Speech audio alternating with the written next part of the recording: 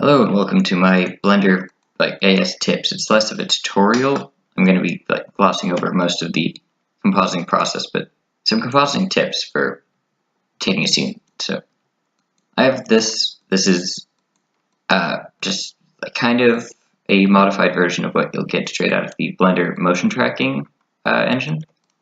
So you start with your background alpha over on this, which is the ground, which is supposed to be cracking. And then you take this, which is a combination of a reflection pass and a color pass. So that you then take ambient occlusion pass, add that to this inverse ambient occlusion, because when you have a reconstruction of the background like this, it's going to have light interactions with itself, which of course you don't want, because then you're just doubling up on stuff when it finally goes into your scene. So just take those and add it, and then multiply that to the shadow.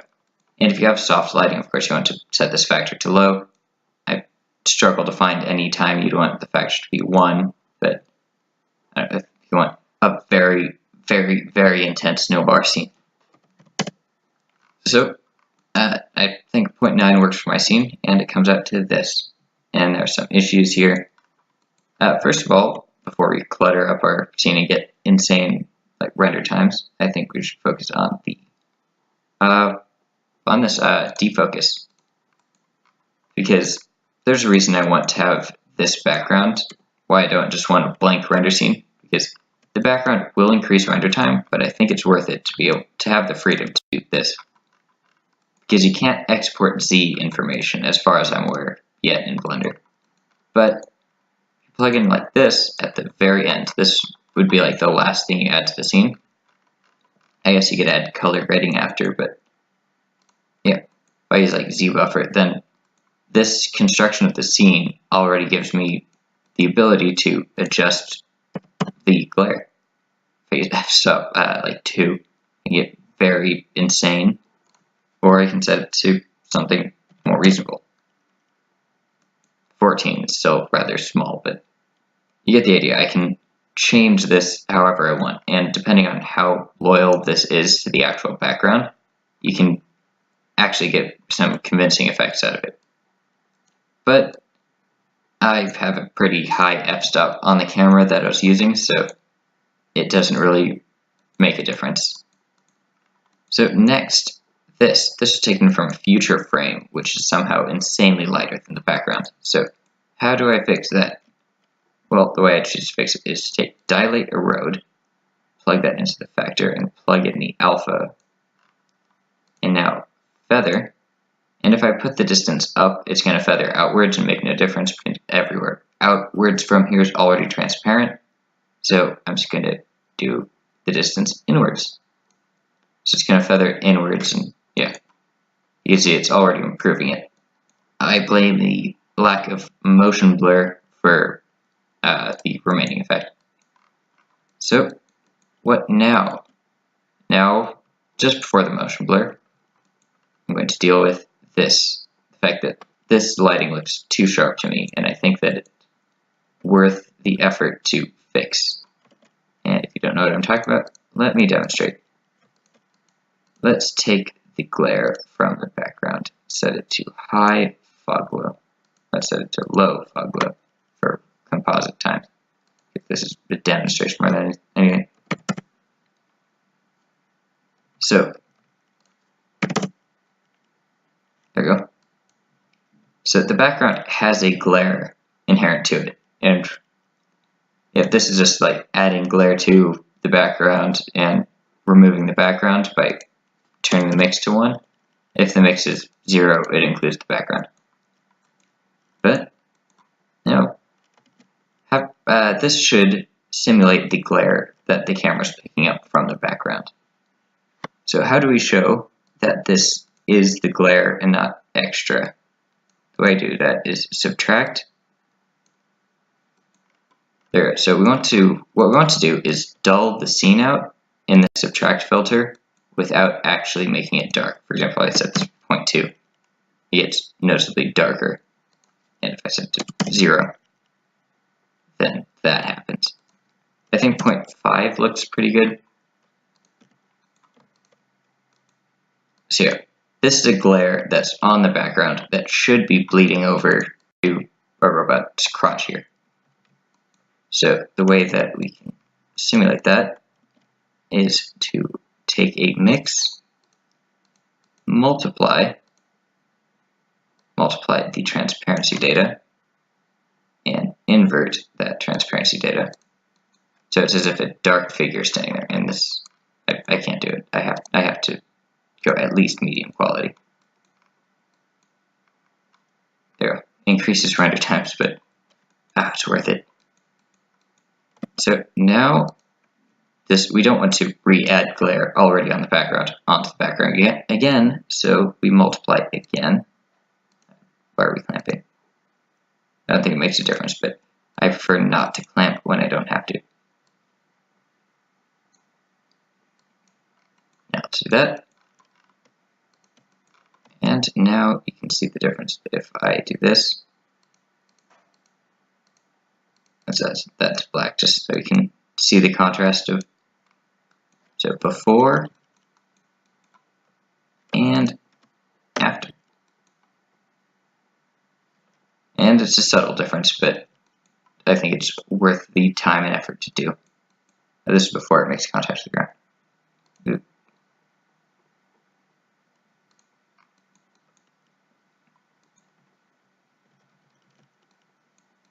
So now let's add the vector blur, or motion blur. It's vector blur filter, but motion blur is, I believe, like really what it's called.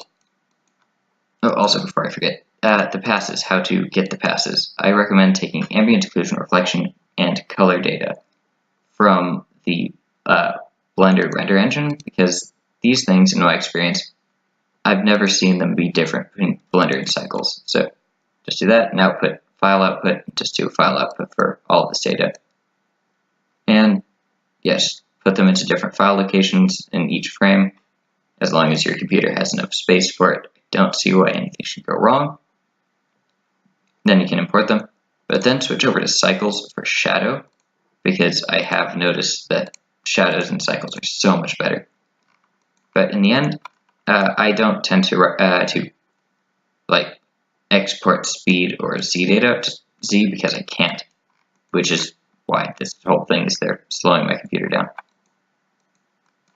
And those two, I don't export speed even because I don't really see anything that you can tweak with it that would be terribly important too.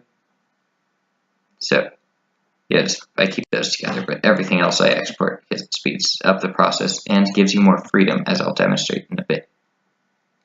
So vector blur, you just go to everywhere that you need it. Put that there. Oh wait, that doesn't.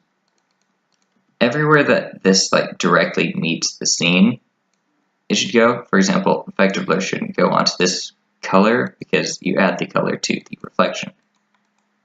And it's just like more efficient to put that at the end of that process. Put it there. And also let's put this, to try to get less of a halo, we'll take this vector blur alpha and plug it into the alpha over. We also want to vector blur the ground here. And of course, this whole process slows things down a lot. And before you start putting these everywhere, you're going to want to look at this part. Or I guess you can isolate any of them, but I think color is probably the easiest place to see it. Just adjust your parameters. Lucky for me, default parameters look pretty good. Yeah, you can see here that the blur seems about, not for this frame, but for, now I have to choose a different frame. That frame isn't a good frame because there's no vector blur. But also, we're taking Z and vector data from a frame that was moving, so let's fix that. Yeah, the problem with this is you can't just scrub through each frame as you want. You're going to have to re-render it just to get the right data from here. But now you should be able to see that they match up okay enough. here we go. And they look about right. So that means we can go over here, vector blur, and put that on the shadows. And then the vector blurring should be pretty much done.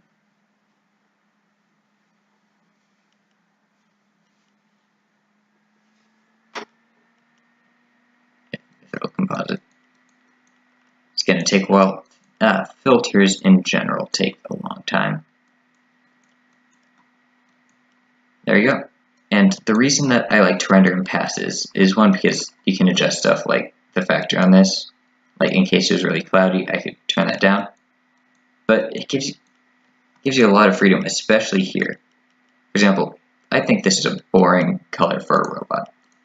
So if I want to, I can just go here. This actually would not work. This isn't a practical option because as your subject moves, their color is not going to track with them. Maybe you'd be able to find a way to do it, but I think this is just more of a fun example of how much freedom you have, because what you can do, take this Gundam here and turn it into a rainbow. There you go. I think that's a pretty good rainbow. Let's go here, input, texture, rainbow. And I can just plug it in there, and there we go. Once it's done compositing, that's the job done. If it finishes compositing, then that's the job done. And of course, as I said with the tracking issues, realistically what you'd want to do is, always amuses me, but yeah, realistically what you'd want to do is go to here and like take this image here and mess with the color, like let's say invert. I can invert, and then I can take hue saturation value from here and saturate it, and then I can adjust the hue. I can adjust that to whatever I want, and hopefully it loads successfully and like doesn't constantly cancel when I do anything. It does get irritating, like when you do stuff that doesn't affect the scene, that will just cancel it. Oh, I have to account for the fact that like you blew your nose. And there we go. We have a more exciting green here. Not more exciting than the rainbow, but more exciting than the gray. Set the hue to like 0.2. I actually don't know if this will come out to. But yeah, I hope that you found this video informative and not too nonsensical, because I know I can ramble sometimes. But yeah, there we go, a purple robot.